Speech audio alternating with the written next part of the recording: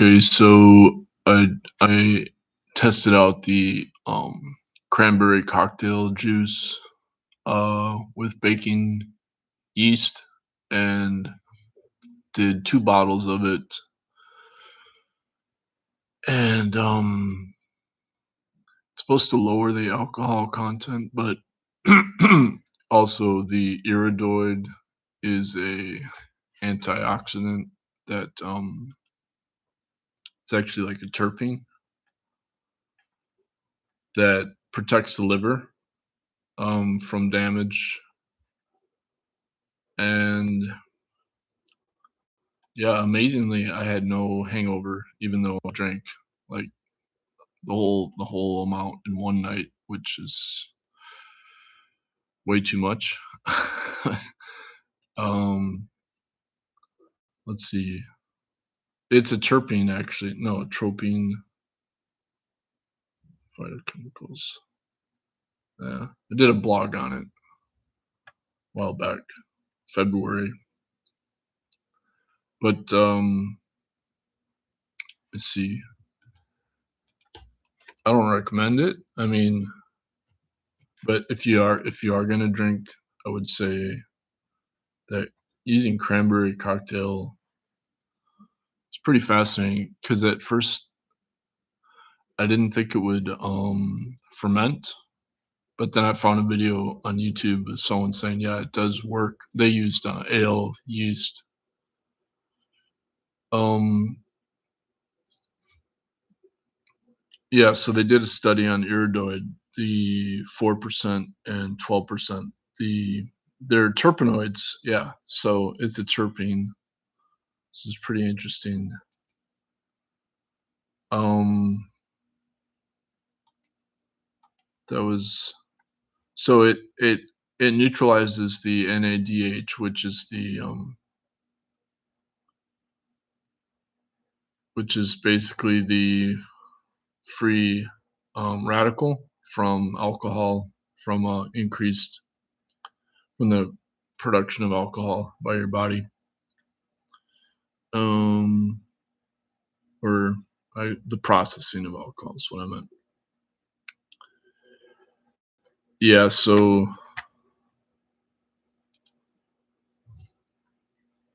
definitely before I just tried adding cranberries. Like I'd buy cranberries and add it to the whatever I was brewing up, but actually using cranberry cocktail, which it already has sugar added to it, so you don't have to mix in any honey or anything. Um, and it looked like Pepto Bismol when it was done. It was pretty nasty. It's just like pink. Um, it tasted. It actually tasted pretty good though. I mean, I did a cold. What do you call it? I don't know. Cold whatever to filter out the yeast on the bottom of the let it sit in the fridge overnight or something. But yeah, you cannot do alcohol when you're doing alchemy, the meditation, because you have to maintain. Well, I mean, there's a number of reasons you can't do alcohol, for serious meditation or alchemy. In fact, Qigong Master Chen Yulin, he says how he was challenged by the local town drinker to a drinking contest, and so because in China you have to be able to hold your booze, your alcohol, to be a real man, um, or like in modern China, at least where he was at, and so he transferred the alcohol content using qigong to the other guys' um, bottles of vodka or whatever they are, rice wine, which is like basically the same thing as vodka. It's very strong. And they had 6 bottles of rice wine, and the other, so Chen Yulin didn't get drunk at all. But that's actually a Taoist alchemy trick that they learn in the training at the Dragon Gate, part of the Dragon Gate lineage, because one of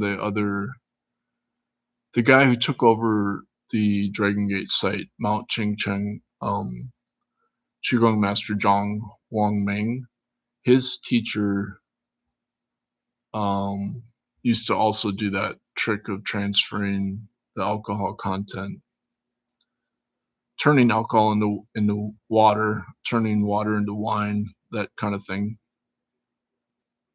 which is kind of funny because it's in the Bible, and most people probably don't believe that that's possible to do.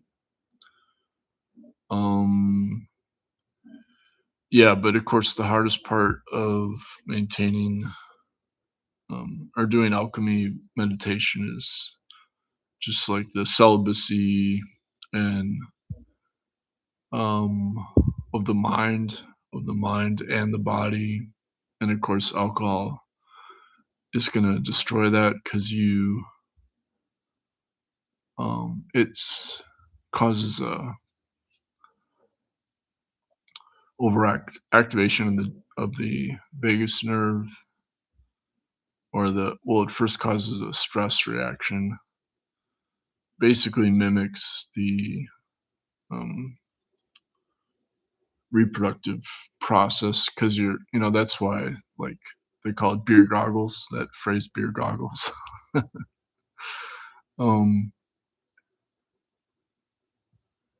it's Anyway, the if you are going to drink, though, I would recommend doing cranberry cocktail if you're doing homebrew.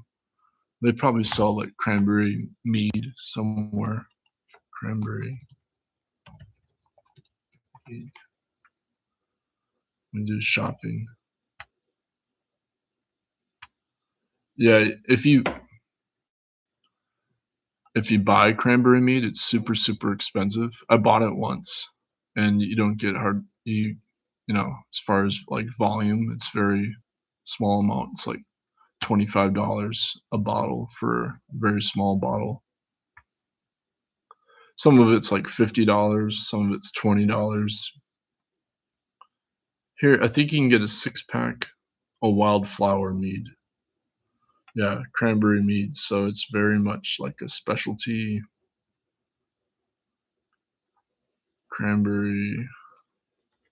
Anyway, it was interesting experiment, because I was kind of surprised, because normally I didn't drink that much water. Normally, I make sure if I have alcohol, I drink like tons of water, and even then, I would still like feel a hangover. Like, I can feel the damage, to the brain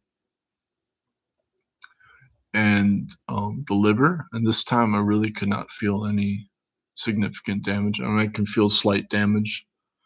And I had it was low alcohol percentage, but it was probably, yeah, 2 jugs of cranberry cocktail juice. How much volume is that? Cranberry. It's yeah, here we go. This is what I got. Simply.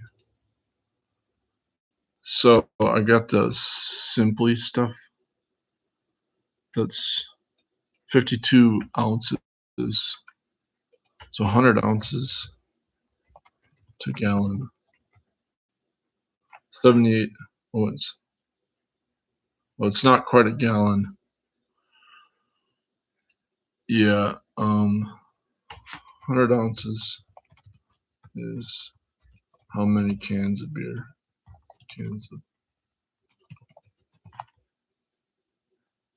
That'd be 8 beers. Yeah, so I had basically it's probably like a 6-pack worth, because the alcohol was lower content. Anyway, normally that would have just, because I hadn't had any alcohol in a couple weeks at least. I would say a couple weeks. So it gets out of your system after 2 weeks. It takes 2 weeks to clear it out. Um, Yeah, so normally I would get like a really bad hangover. And this time I barely drank any water. I drank some water. Like I said, I can feel a slight hangover, um, but considering how much I drank, that's pretty amazing. Yeah, it was definitely a different experience from normal drinking. So I would say the iridoid really does work. I will link the to the um this is the research I did on it, and I did another one here. Cranberry. Yeah. All right. So I'll probably like retitle this. So about the iridoids.